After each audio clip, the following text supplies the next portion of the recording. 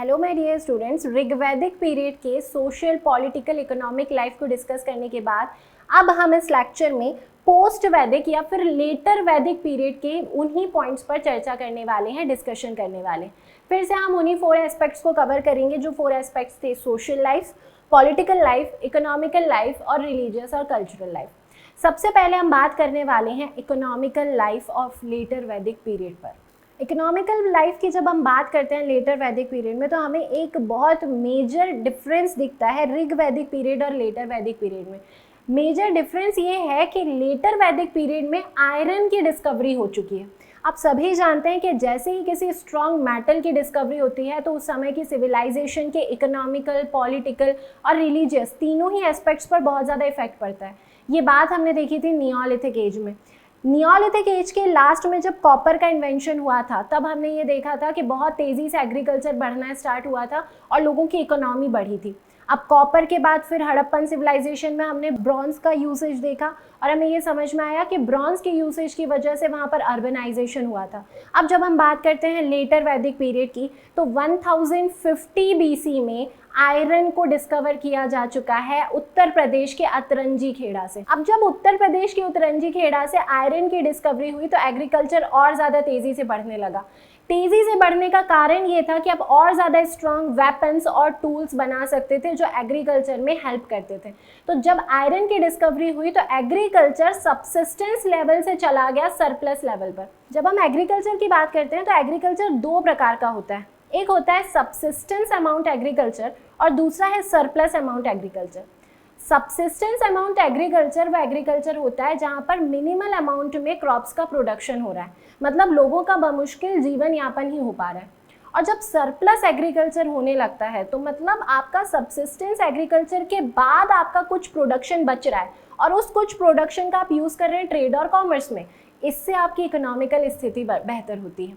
तो जब आप ऋग्वैदिक पीरियड के बाद इस लेटर वैदिक पीरियड की बात करते हैं, मतलब आयरन की डिस्कवरी के बाद की जब आप बात करते हैं, तो अब सरप्लस अमाउंट में एग्रीकल्चर होना स्टार्ट हो गया। और सरप्लस अमाउंट में एग्रीकल्चर होने की वजह से कई सारे ऑक्यूपेशंस में हेल्प मिली, ट्रेड और कॉमर्स में हेल्प मिली और लोगों की इकोनॉमिकल कंडीशन अच्छी होने लगी। हमने ये देखा था कि ऋग्वैदिक पीरियड में जो मेजर ऑक्यूपेशन था वो था डोमेस्टिकेशन। अब लेटर वैदिक पीरियड में हमारी सोसाइटी एग्रेरियन सोसाइटी हो गई है, मतलब मेजर ऑक्यूपेशन जो है, फर्स्ट नंबर पे जो ऑक्यूपेशन हो रहा है वो हो रहा है एग्रीकल्चर और डोमेस्टिकेशन अब सेकेंडरी लेवल पर चला गया। और जब ये चीज़ होना स्टार्ट हुई तो आप भी आगे जाके देखेंगे कि इकोनॉमी के साथ साथ पॉलिटिकल और रिलीजियस स्ट्रक्चर में भी बहुत सारे बदलाव आए। तो आपको मेन पॉइंट ये याद रखना है कि लेटर वैदिक पीरियड में जो मेजर इकोनॉमी का ऑक्यूपेशन था वो क्या था? एग्रीकल्चर था। उसके बाद आप ये भी देख सकते हैं कि यहाँ पर अथर्ववेद में आपको सबसे पहले कैनाल्स का डिपिक्शन मिलता है, मतलब बहुत अच्छे अमाउंट में एग्रीकल्चर होना स्टार्ट हो चुका है। एक और बात यहाँ पर ध्यान देनी है कि भले ही एग्रीकल्चर होना स्टार्ट हो गया है, ट्रेड और कॉमर्स स्टार्ट हो गया है अच्छी तरीके से, लेकिन अभी भी आपको सिर्फ इंटरनल ट्रेड दिखता है। इंटरनेशनल ट्रेड अभी भी हमें नहीं दिख रहा है, बहुत ही थोड़े अमाउंट में हो रहा है, अगर हो भी रहा है इंटरनेशनल ट्रेड तो अभी भी इंटरनल ट्रेड ही आपको दिखता है लेटर वैदिक पीरियड में। और यदि आप सिस्टम की देखें कि कॉइनेज सिस्टम था या बार्टर सिस्टम, तो अभी भी यहाँ पर कॉइन्स को ये लोग नहीं जानते हैं, अभी भी यहाँ पर बार्टर सिस्टम ही चल रहा है। धीरे धीरे करके इकोनॉमी ने तेज़ी पकड़ी है, लोगों के पास ज़्यादा धन आना स्टार्ट हुआ है और उनकी इकोनॉमिकल लाइफ थोड़ी सी एडवांस हुई है। अब देखते हैं कि इस इकोनॉमिकल एडवांसमेंट के और दूसरे एस्पेक्ट्स पर क्या इफेक्ट्स पड़े। अब इकोनॉमिकल लाइफ के बाद हम बात करने वाले हैं पॉलिटिकल लाइफ के बारे में। पॉलिटिकल सिस्टम कैसा था? आप सभी जानते हैं कि ऋग्वैदिक पीरियड को जब हम देखते हैं तो ना तो पूरी तरीके से डेमोक्रेसी आई और ना ही पूरी तरीके से आपको मोनार्कियल सिस्टम दिखता है, ना ही पूरी तरीके से राजतंत्रात्मक है, ना ही लोकतांत्रिक सोसाइटी आपको वहाँ पर दिखी। मोनार्कियल सिस्टम धीरे धीरे डेवलप होना स्टार्ट हो रहा है, मतलब राजतंत्रात्मक सिस्टम आपको धीरे धीरे डेवलप होना स्टार्ट हुआ। और आपने ऋग्वैदिक पीरियड में देखा कि एक बहुत इंपॉर्टेंट पोस्ट डेवलप हो गया जिसका नाम था राजन। लेकिन उस समय में राजन के पास जो पावर्स थी वो लिमिटेड पावर्स थी। उसकी पावर्स पूरी तरीके से डिपेंड करती थी असेंबलीज पर। असेंबलीज हमने देखी थी सभा, समिति, विदत और गण। इन असेंबलीज पर उसकी पावर डिपेंड करती थी। अब जब आयरन की खोज हो चुकी है, वेपन्स आ गए हैं, बहुत एडवांस्ड वेपन्स जब आ गए हैं, तो राजा ने अपना जो एरिया है उसको विस्तार करना स्टार्ट किया, मतलब स्प्रेड करना स्टार्ट किया। और अब आप ये देखेंगे कि इस टाइम पीरियड में जो आपके जन हुआ करते थे, जन बदलना शुरू हुए हैं जनपद में। लेटर वैदिक पीरियड में हमें दो इंपॉर्टेंट जनपद दिखते हैं जिनका नाम है कुरु और पांचाल। ये कुरु और पांचाल कौन से जन से मिलके बने थे? तो कुरु जो जनपद है, कुरु जनपद बना था पुरु और भरत जन से मिलके। और यदि आप पांचाल की बात करें तो पांचाल बना था तुर्वासा और क्रिवी से मिलके बना था। तो ये जन मिलके अब बना रहे हैं जनपद। और जनपद वर्ड को यदि आप ध्यान से देखते हैं तो ये दो शब्दों से मिलके बना है, जो कि है जन और पद। जन ने जब अपने पद जमा लिए तब वो कहलाया जनपद। या फिर आप ये बोल सकते हैं कि जन जो थे वो थोड़े थोड़े नोमैडिक टाइप के पीपल थे, और जब वो पूरी तरीके से सेडेंट्री हो गए, मतलब स्थायी जीवन उन्होंने स्टार्ट कर लिया और उनका एरिया बड़ा हो गया, उसमें लोगों की संख्या बड़ी हो गई, तो वो बने जनपद। तो आपको मेजर जनपद दिखते हैं। अब जब आपको जनपद दिखे, राजा जो है वो अपनी प्रजा का विस्तार करना स्टार्ट कर रहा है, एरिया का विस्तार स्प्रेड करना स्टार्ट कर रहा है, तो आप डायरेक्टली समझ सकते हैं कि राजा की जो पावर्स हैं वो पावर्स बढ़ रही हैं। अब जब राजा की पावर्स बढ़ी तो जो दूसरी असेंबलीज थी, जैसे सभा, समिति, विदथ और गण, इनकी पावर्स में कमी आना स्टार्ट हुई। अब राजा सर्व शक्तिमान बनता जा रहा है, मतलब वो अपने आप को ऑल पावरफुल डिक्लेयर करने की कोशिश कर रहा है, और सभा, समिति, विदथ और गण पूरी तरीके से उनकी पावर कम हो रही है। बाद में आपको जाके ये भी पता चलेगा कि विदथ तो पूरी तरीके से डिसअपियर हो गई। पूरी होल जो पावर है वो किसके पास है? राजा के पास पूरी पावर है। और राजा को पूरे देश में फिर अलग अलग नामों से भी जाना जाने लगा। जैसे यदि आप देखें कि मध्य देश में राजा को क्या बोला जाता, राजन को क्या बोला जाता था? तो राजा बोला जाता था। नॉर्दर्न एरिया में यदि आप देखें तो उसे विराट नाम से जाना जाता था। साउदर्न एरिया में भोज बोलते थे राजा को, ईस्टर्न एरिया में उसे सम्राट कहते थे, और वेस्टर्न एरिया में उसे स्वराट कहते थे। और जब वो इन सभी पर अपना डोमिनेशन बता देता था, मतलब इन सभी पर एक राज्य स्थापित कर देता था, तो उसे एक राट कहना स्टार्ट कर दिया था। तो अब आप ये देख रहे हैं कि ओवरऑल ऋग्वैदिक और लेटर वैदिक पीरियड में जो राजन की पोस्ट है उसमें क्या डिफरेंस आए, तो आपको ये बात समझ में आती है कि लेटर वैदिक पीरियड में राजन के पास सोल सुप्रीम पावर्स आ गई हैं, मतलब वो बहुत ज़्यादा पावरफुल होता जा रहा है। पावरफुल होने के पीछे एक और कारण ये है कि इकोनॉमी अच्छे से डेवलप हो रही है। आयरन के प्रोडक्शन के साथ में जब इकोनॉमी, एग्रीकल्चर सरप्लस अमाउंट में होना स्टार्ट हुआ और लोगों के पास ज़्यादा पैसा आना स्टार्ट हुआ, तो उन्होंने ज़्यादा अमाउंट में टैक्स देना स्टार्ट किया। और जब ज़्यादा अमाउंट में उन्होंने टैक्स दिया तो राजा के पास और ज़्यादा पैसा आया, वो और ज़्यादा वेल्दी हुआ। ज़्यादा वेल्थ के साथ उसने ज़्यादा अच्छे वेपन्स को स्टार्ट किया यूज़ करना, वहीं पर उसने अपनी मिलिट्री पावर को भी बढ़ाया। यहाँ पर एक बात ध्यान देने वाली है कि अभी भी राजा के पास स्थायी, मतलब स्टेबल मिलिट्री नहीं है। अभी भी उसके पास मिलिशिया है, मतलब वो कॉमन पीपल को ही मिलिट्री की तरह तैयार कर रहा है अपने राज्य को विस्तार करने में, स्प्रेड करने में। लेकिन वो कुछ पैसे दे पा रहा है, उन्हें सैलरी प्रोवाइड करवा पा रहा है, क्योंकि उसके पास अब ज़्यादा वेल्थ है।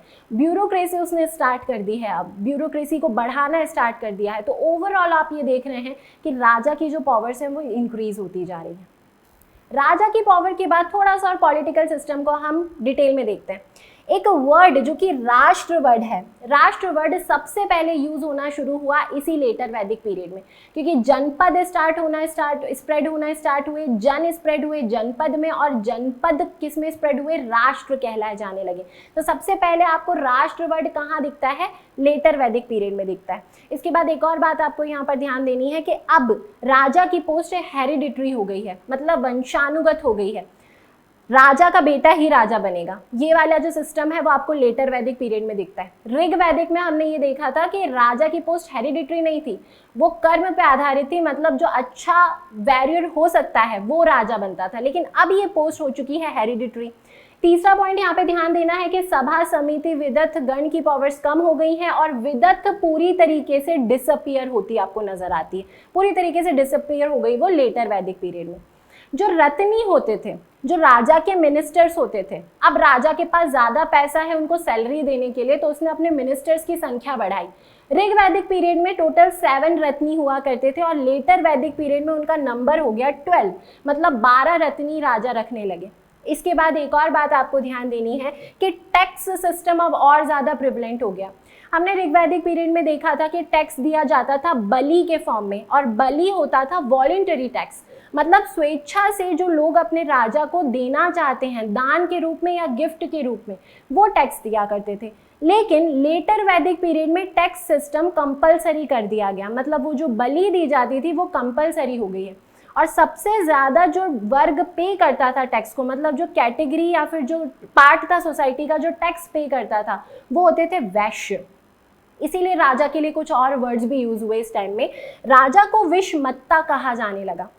विष का मतलब यहाँ पर वैश्य से है, और वैश्य से टैक्स लेने वाला कहलाया विषमत्ता।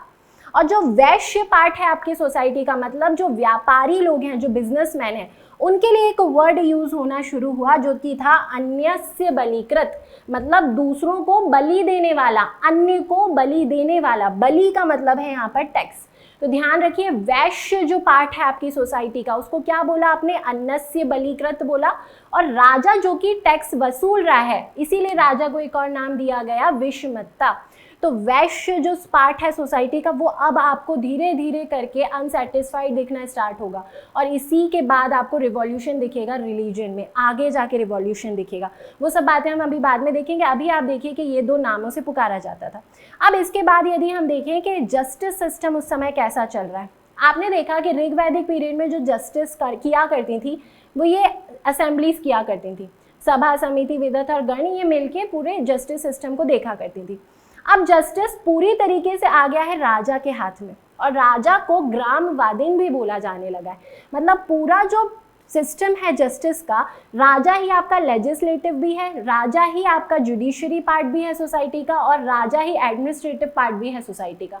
तीनों जो पावर्स हैं वो किसके हाथ में आ गई हैं? राजा के हाथ में। तो पूरा जस्टिस किसके हाथ में है? अभी राजा के हाथ में जस्टिस है। अब यहाँ पर आपको दिखेगा वर्ण सिस्टम, और वर्ण सिस्टम में आप ये देखेंगे कि 4 पार्ट्स में जो हमने वर्णों को डिवाइड किया था, वो 4 पार्ट्स और ज़्यादा शार्प हो चुके हैं, और ब्राह्मणों ने अपने आप को सर्वोच्च बताने की कोशिश की उस टाइम पर।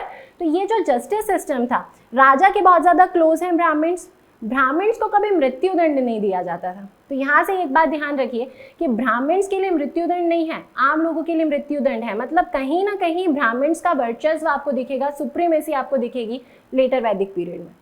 अब लेटर वैदिक पीरियड के कास्ट सिस्टम को हम देखते हैं कि कास्ट कितने पार्ट्स में डिवाइडेड थी। तो जो ऋग्वैदिक में आपने लेटर ऋग्वैदिक पीरियड में देखा था कि थोड़ा थोड़ा कास्ट सिस्टम स्टार्ट हुआ था अराइज होना, अब जाकर लेटर वैदिक में वो बहुत ज़्यादा शार्पन्ड हो चुका है। मतलब सबसे फर्स्ट नंबर पे जो आते थे वो आते थे ब्राह्मण, उनके बाद रखा जाता था क्षत्रिय को, थर्ड नंबर पे रखा जाता था वैश्य को, और लास्ट में रखा जाता था शूद्र। धीरे धीरे करके ये जो शूद्र हैं, इन शूद्रों की स्थिति, कंडीशन सोसाइटी में आपकी बहुत ज़्यादा डिक्लाइन होना स्टार्ट हो गई।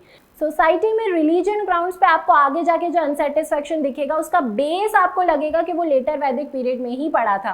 कैसे पड़ा था कि वैश्य अनसेटिस्फाइड हैं कि हम सबसे ज़्यादा टैक्स देते हैं फिर भी हम थर्ड पार्ट पे हैं, क्षत्रिय अनसेटिस्फाइड हैं कि हम तो सर्वोच्च हैं, मतलब हमारे पास तो सुप्रीम पावर है, फिर भी हम किसके बाद हैं? हम ब्राह्मण्स के बाद हैं। और फिर बाद में जाके आपको लगेगा कि बुद्धिज्म और जैनिज्म का जब प्रिवलेंस आएगा तो उसका बेसिस जो है वो पड़ चुका है यहीं से, लेटर वैदिक पीरियड से।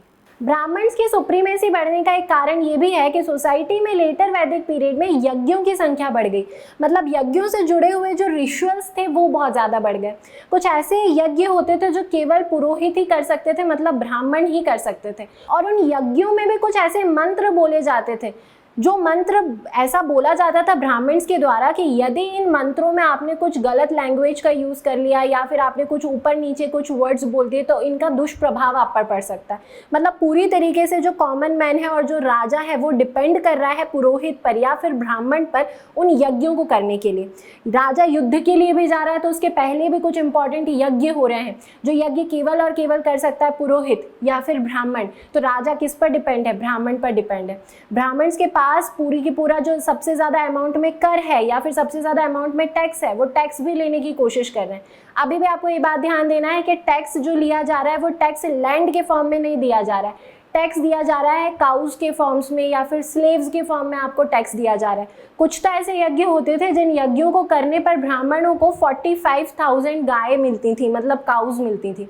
एक और बात आप यहाँ पर देख सकते हैं कि जब ऋग्वैदिक पीरियड में पुरोहितों की संख्या 7 थी, लेटर वैदिक पीरियड में पुरोहितों की संख्या हो गई 17। और ये संख्या 17 क्यों हुई? क्योंकि रिचुअल्स बहुत ज़्यादा बढ़ गए, यज्ञ बहुत ज़्यादा बढ़ गए। तो आप देख सकते हैं कि ब्राह्मण्स फर्स्ट नंबर पर आ चुके हैं, वो क्षत्रिय वैश्य सबसे ऊपर खुद को मान रहे हैं। लेटर वैदिक पीरियड का एक और इम्पॉर्टेंट एस्पेक्ट हम देखते हैं, सोशल लाइफ का एक और इम्पॉर्टेंट एस्पेक्ट देखते हैं, जो कि है आश्रम सिस्टम। आश्रम सिस्टम में ह्यूमन की लाइफ को 4 स्टेजेस में बांट दिया गया। वो 4 स्टेजेस हुआ करती थी, ब्रह्मचर्य, गृहस्थ, वानप्रस्थ और संन्यास। बच्चा जब पैदा होता है तब से 25 साल की उम्र तक जब वो शिक्षा ग्रहण करता है, मतलब जब वो एजुकेशन लेता है, वो जो टाइम पीरियड है उसे ब्रह्मचर्य आश्रम में रखा जाता है। ब्रह्मचर्य पार्ट कहलाता है वो लाइफ का। उपनयन संस्कार से ये शुरू होता है और उपनयन संस्कार के बारे में सबसे पहले हमें उल्लेख मिलता है जबालोपनिषद से। तो ध्यान रखिएगा कि जो फर्स्ट स्टेज है लाइफ का वो क्या है? ब्रह्मचर्य है। ब्रह्मचर्य के बाद वो गृहस्थ जीवन में एंटर करता है। 25 ईयर्स से 50 ईयर्स तक की जो एज है, इस एज में मनुष्य, कोई भी ह्यूमन गृहस्थ जीवन को जिएगा। गृहस्थ जीवन के बाद आता है वानप्रस्थ जीवन। इस वानप्रस्थ जीवन में जब इंसान ने गृहस्थ जीवन जिया और उसने खुद की और अपने पूरे जो चाइल्ड हैं, जो बच्चे हैं, उनकी लाइफ को स्टेबल कर दिया, तब वो वन की ओर चला जाता है ईश्वर की आराधना करने के लिए, मतलब रिलीजियस पर्पसेस से वो वन की ओर निकल जाता है। अभी वो पूरी तरीके से सन्यासी नहीं हुआ है, मतलब उसने अभी भी मटीरियल लाइफ नहीं छोड़ी है। समय समय पर वो अपनी फैमिली से मिलने आता भी रहता है। तो वानप्रस्थ जीवन जो है वो है 50 से 75 ईयर्स की एज में, और 75 ईयर्स के बाद पूरी तरीके से ह्यूमन संन्यास ले लेता है। तो जो लास्ट और 4th स्टेज है ह्यूमन लाइफ का वो है संन्यास। तो इन 4 पार्ट्स में जीवन को डिवाइड कर दिया था, ह्यूमन की लाइफ को डिवाइड कर दिया था। इनमें यदि सबसे इंपॉर्टेंट स्टेज आप देखें तो वो है गृहस्थ जीवन। वेदों में ऐसा कहा गया है कि गृहस्थ जीवन में रह के मनुष्य अपने सभी ऋणों से मुक्त हो सकता है। मतलब वो इस दुनिया में आया, उसने बर्थ लिया, तो वो किसी और को बर्थ देकर उस बर्थ के ऋण से भी वो मुक्त हो सकता है। मतलब जितने भी ऋण होते हैं, जो कर्ज होते हैं, उनसे मुक्त होने का जो स्टेज है वो है गृहस्थ। तो सबसे सुप्रीम स्टेज इसी को माना गया। अब इकोनॉमिकल, पॉलिटिकल, सोशल लाइफ के बाद हम लोग देखते हैं कि इस सोसाइटी में वुमेन की कंडीशन कैसी है, महिलाओं की स्थिति कैसी है।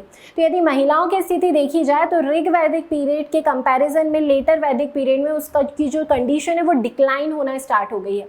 अब आप ये बात देख सकते हैं कि यहाँ पर वो सभा और समिति दोनों में ही पार्टिसिपेट नहीं कर सकती, मतलब वो कुछ इंपॉर्टेंट डिसीजंस नहीं ले सकती, उसे समाज का एक महत्वपूर्ण अंग नहीं माना गया।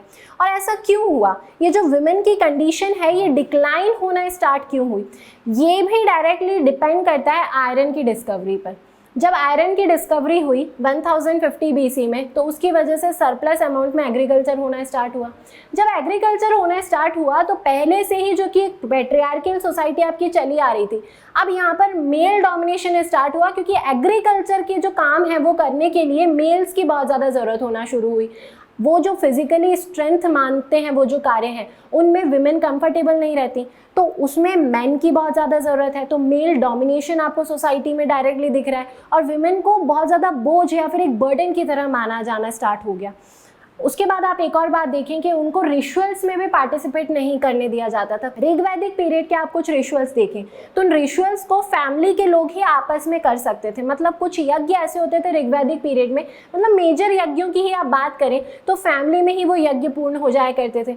लेकिन लेटर वैदिक पीरियड में ब्राह्मण्स ने कुछ ऐसे रिचुअल्स इंट्रोड्यूस करे जो रिचुअल्स केवल और केवल ब्राह्मण्स कर सकते हैं, और उन रिचुअल्स में महिलाओं की स्थिति बिल्कुल निषेध थी, मतलब फॉरबिडन थी, वहाँ पर विमेन हो ही नहीं सकती। तो यहाँ भी आप देखते हैं कि एक तो उनको इम्पॉर्टेंट पॉलिटिकल सिस्टम से अलग कर दिया, दूसरा उनको रिलीजियस सिस्टम से भी अलग करने की कोशिश की जा रही है। तीसरी बात आप ये देखें तो एक नेगेटिव एस्पेक्ट बहुत ज़्यादा प्रिवलेंट हो गया, मतलब डाउरी सिस्टम स्टार्ट हो गया। जब ह्यूमन के पास पैसा आया, उसकी इकोनॉमिकल कंडीशन अच्छी हुई, तो डाउरी ज़्यादा लेना स्टार्ट करने लगे, तो डाउरी सिस्टम स्टार्ट हुआ। इसकी वजह से भी विमेन की कंडीशन आपको डिक्लाइन होती नज़र आती है। कुछ वेदों से भी आपको ये बातें पता चलती हैं कि विमेन को बहुत बुरा माना जाने लगा था। ऐत्रेय ब्राह्मण में ये बात कही गई है कि daughter is the cause of all worries, मतलब बेटी जो है वो सभी दुखों का कारण है, ये बात कही गई है ऐत्रेय ब्राह्मण में। उसके बाद यदि आप मैत्रेय संहिता की बात करें तो मैत्रेय संहिता में तो और भी बुरी कंडीशन दे दी। ये बोला गया कि विमेन जो है वो इक्विवेलेंट है सुरा और पासा के, मतलब वुमेन स्त्री जो है वो इक्विवेलेंट है शराब और गैम्बल के, अल्कोहल और गैम्बल के इक्विवेलेंट उसे बता दिया, मतलब और ज़्यादा उसको बुरा बता दिया। तो वुमेन की कंडीशन आप देखते हैं कि बहुत डिक्लाइन होती जाती है। लेकिन क्या अभी भी ये देखते हैं कि एजुकेशन वो ले सकती हैं या नहीं? यहाँ पर हमें 3 इंपॉर्टेंट स्कॉलर्स और विदुषी मिलते हैं जो कि हैं गार्गी, मैत्री, कात्यायनी। मैत्री और कात्यायनी याज्ञवल्क्य की पत्नियां थीं।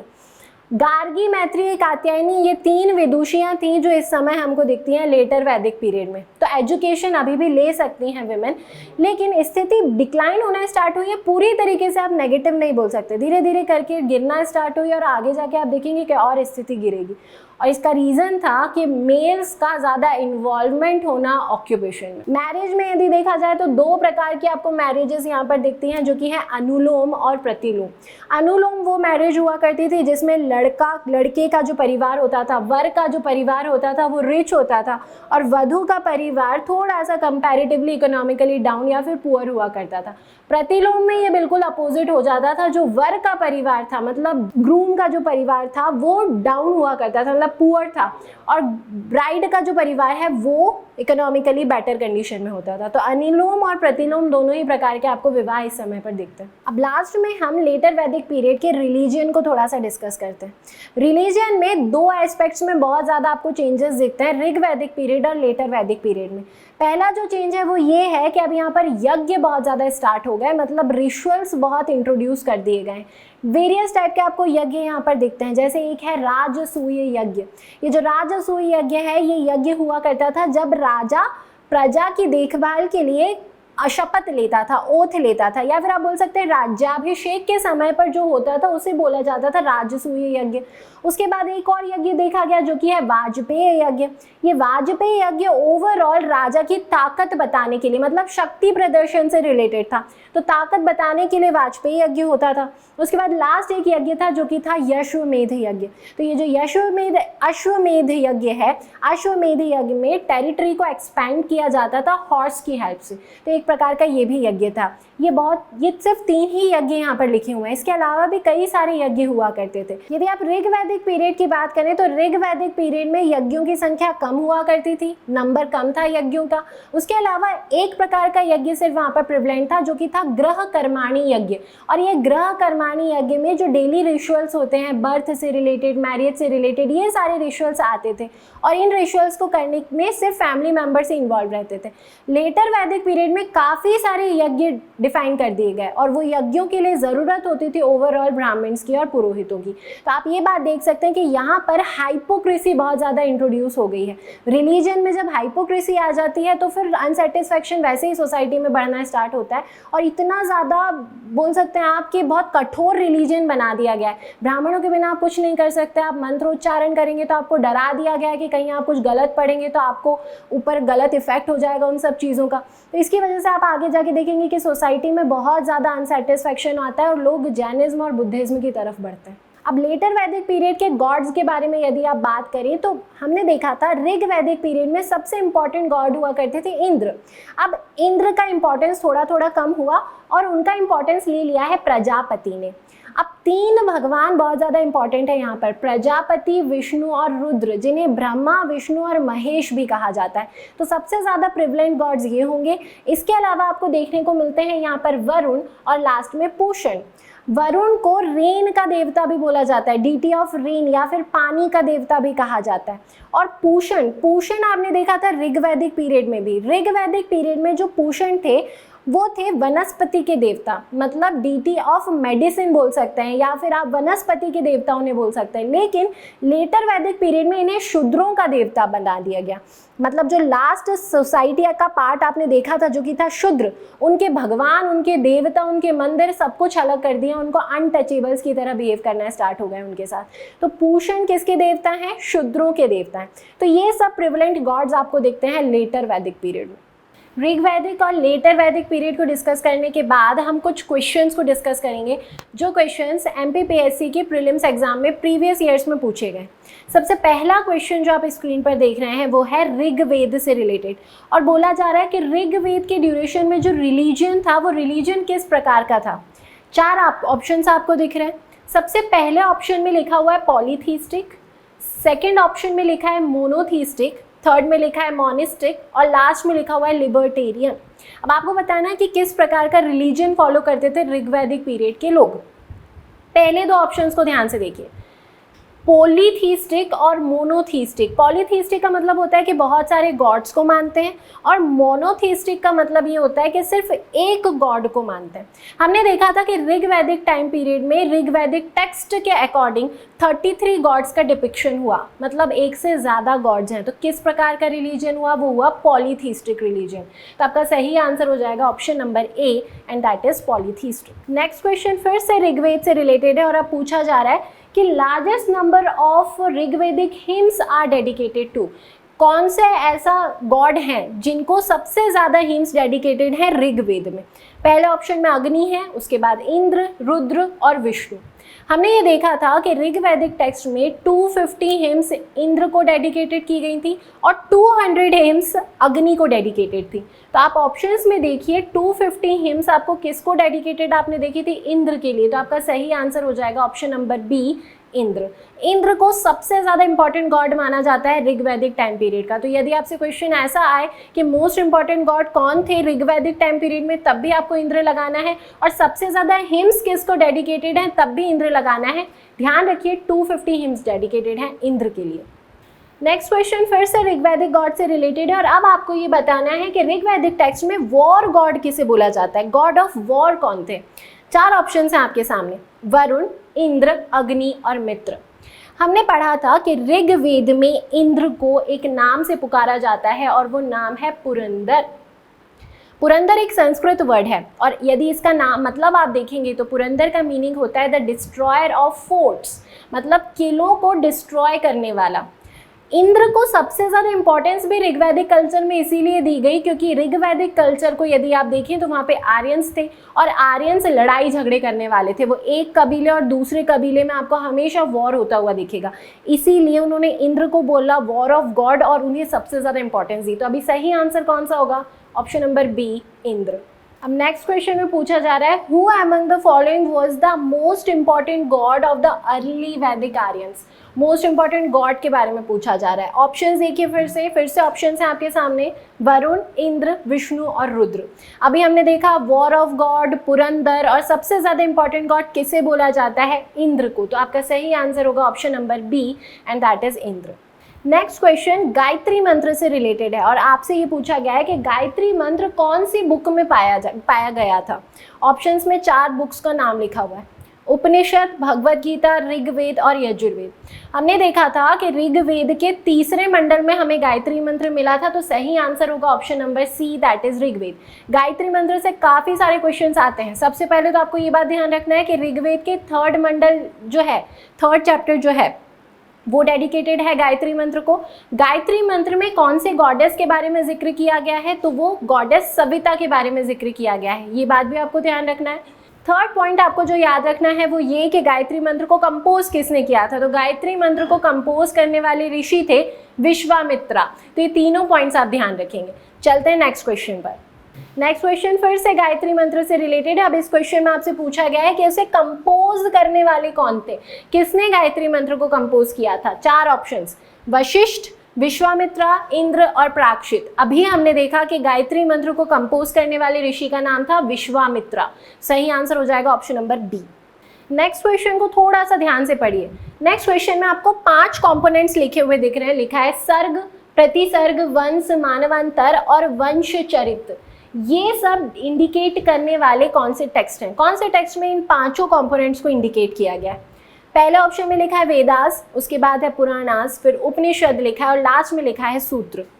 हमने ये देखा था जब हमने पुराण पढ़े थे, 18 पुराण होते हैं आपके टोटल। उन 18 पुराण में हमने ये देखा कि काफ़ी सारे डाइवर्स टॉपिक्स को उन्होंने डिस्कस किया है। पुराणास में काफ़ी सारे टॉपिक्स को डिस्कस किया गया। उन्हीं टॉपिक्स में 5 मेन कंपोनेंट्स ये आते हैं। तभी आपका सही आंसर होगा option number B, Puranas. Puranas में ध्यान रखिए सर्ग, प्रतिसर्ग मतलब यूनिवर्स और बाद का जो दुनिया है, बाद की जो लाइफ है उसे बोलेंगे आप प्रतिसर्ग। इसके अलावा आप वंश, मानवंतर, मानवंतर का मतलब हो जाएगा कि एक के बाद एक ह्यूमन की जो जनरेशन आती है उसे मानवंतर बोला जाता है। और लास्ट में वंशानुचरित।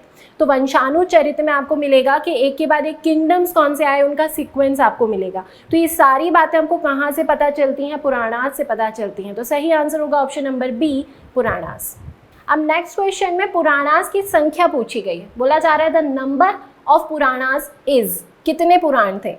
हमने देखा था कि हिंदुइज्म टेक्स्ट में पुराण आते थे और पुराण टोटल संख्या हुई थी उनकी 18। तो आपको हमेशा ध्यान रखना है कितने पुराण हैं, 18 पुराण है। उसमें सबसे ओल्डेस्ट पुराण कौन सा है? सबसे ओल्डेस्ट पुराण है मत्स्य पुराण। एक बार आप देख सकते हैं ये सभी 18 पुराण के नाम है। बहुत ज़्यादा एग्जाम पॉइंट ऑफ व्यू से एक एक नाम याद रखना ज़रूरी नहीं है, लेकिन फिर भी आप चाहें तो एक बार एक ओवरव्यू ले सकते हैं कि कौन कौन से मेनली पुराण थे। याद रखने वाला पुराण है केवल मत्स्य पुराण, क्योंकि ये ओल्डेस्ट रिटन पुराण है। अब नेक्स्ट क्वेश्चन को ध्यान से पढ़िए। नेक्स्ट क्वेश्चन में महाभारत के नाम से रिलेटेड क्वेश्चन पूछा गया। बोला जा रहा है originally the Mahabharata was known as, 4 option हैं आपके सामने, बृहद कथा, ब्राह्मण्स, बृहद संहिता और लास्ट में लिखा है जय संहिता। हम सभी जानते हैं कि महाभारत में इनिशियली 8800 वर्सेस थे। उसके बाद स्टेजेस में कुछ कुछ वर्सेस ऐड किए गए और अगर प्रेजेंट में देखा जाए तो इसमें टोटल 1 लाख वर्सेस हैं, 100,000 मतलब 1 लाख वर्सेस हैं। जब इनिशियली यहाँ पर 8800 वर्सेस थे तो इसे जय संहिता कहा जाता था। क्या कहते थे? जय संहिता। और फिर जब अब प्रेजेंट में इसमें 1 लाख वर्सेस हैं तो इसको एक और नाम से जाना जाता है जो कि है शतशास्त्र संहिता। शत का मतलब होगा 100, तो शतशास्त्र संहिता कहा जाता है। अब पहले से क्या कहा जाता था? जय संहिता। एक और नाम है महाभारत का जो है पंचम वेद संहिता। तो आपको ध्यान रखना है महाभारत के 3 नाम है, पंचम वेद संहिता, शतशास्त्र संहिता और जय संहिता। अब तीनों में से कौन सा ऑप्शन में आपको मिल रहा है? यहाँ लिखा हुआ है जय संहिता, तो सही आंसर होगा ऑप्शन नंबर डी। तो महाभारत के तीनों नाम आपको पता होना चाहिए। नेक्स्ट क्वेश्चन सत्यमेव जयते से रिलेटेड है। पूछा गया है कि Satyameva Jayate which is engraved on the Indian emblem has been taken from. Indian emblem में जो सत्यमेव जयते कोट लिखा हुआ है वो कहाँ से लिया गया है, कौन सी टेक्स्ट से लिया गया है? ऑप्शन जरा ध्यान से देखिए, ऋग्वेद, भगवद गीता, मुंडकोपनिषद और मत्स्य पुराण। हमेशा ध्यान रखिए, हमने देखा था कि जब पूरे वेदों की पढ़ाई हो जाया करती थी तो शिष्य अपने गुरु के पास बैठकर उनसे डिस्कशन करते थे, बातचीत करते थे। बाद में जब ये बातचीत पूरी कंप्लीट हो जाती थी तो गुरु जो है, गुरु कुछ एक कोट आखिरी में टर्मिनेशन पर बोलते थे। वो कोट ही एक कोट है सत्यमेव जयते। तो सत्यमेव जयते पहली बात तो कहाँ से लिया गया होगा? उपनिषद से, क्योंकि उपनिषद में ही ये डिस्कशन हुआ करता था। तो सत्यमेव जयते का मतलब है हमेशा सत्य की जीत होती है। तो ये लिया गया है उपनिषद से। कौन से उपनिषद से लिया गया है? तो नाम आपको ध्यान रखना पड़ेगा, मुंडकोपनिषद। तो ध्यान रखिए मुंडकोपनिषद से लिया गया कोट जो है वो है सत्यमेव जयते, जो हमारे इंडियन एम्ब्लेम में हमें लिखा हुआ दिखाई देता है। नेक्स्ट क्वेश्चन फिर से एक कोट से रिलेटेड है और पूछा गया है द स्टेटमेंट तमसो मा ज्योतिर्गमय वाज ओरिजिनली मेंशन्ड इन। तमसो मा ज्योतिर्गमय कहाँ मेंशन किया गया है? फिर से 4 टेक्स्ट के नाम आपको दिए गए। पहले ऑप्शन में लिखा है उपनिषद, उसके बाद है महाकाव्य, फिर पुराण और लास्ट में लिखा है शाद दर्शन। अभी फिर से याद रखिएगा कि तमसो मा ज्योतिर्गमय और सत्यमेव जयते ये क्या है? एक टर्मिनल कोट्स हैं, मतलब लास्ट में जो एक स्टेटमेंट दिया जाता है ऐसी कोट्स हैं। तो ये फिर से किस में आएगा? उपनिषद में आएगा। तो सही आंसर हो जाएगा आपका ऑप्शन नंबर ए, उपनिषद। तमसो मा ज्योतिर्गमय का मतलब होता है enlighten our paths from the darkness, मतलब डार्कनेस से हमें लाइट की तरफ लेके चलिए। तो ये एक स्टेटमेंट है जो आपको कहाँ से मिलता है? उपनिषद से मिलता है।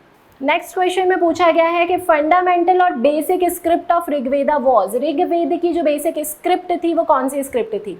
हमेशा ध्यान रखिए कि ऋग्वेद सबसे ओल्डेस्ट नोन टेक्स्ट है वैदिक लिटरेचर में। इसे वैदिक संस्कृत में लिखा गया था और स्क्रिप्ट यदि पूछी जाए तो ब्राह्मी स्क्रिप्ट में से लिखा गया था। तो सही आंसर हो जाएगा option number D, that is Brahmi. तो याद रखो ऋग्वेद कौन से स्क्रिप्ट में लिखी है? ब्राह्मी स्क्रिप्ट में। और कौन सी लैंग्वेज में है? वैदिक संस्कृत लैंग्वेज में। नेक्स्ट क्वेश्चन को ध्यान से पढ़िए। क्वेश्चन में पूछा जा रहा है इन द वैदिक रिचुअल्स होता इज एसोसिएटेड विथ। होता के बारे में पूछा है कि होता जो सेज होते थे वो कौन से वेद से एसोसिएटेड थे। हमने ये देखा था कि लेटर वैदिक पीरियड में जब पुरोहितों का वर्चस्व बढ़ रहा था, सुप्रीमेसी बढ़ रही थी पुरोहितों की या फिर ब्राह्मण्स की, तो हर एक वेद से एक ब्राह्मण को एसोसिएट कर दिया गया था। होता या फिर होत्री जो सेज है वो एसोसिएटेड थे ऋग्वेद से। बाकी के यदि आप सेजेस देखने चाहते हैं कि कौन सा सेज कौन से वेद से डेडिकेटेड था, तो आप इस टेबल को ध्यान से देखिए।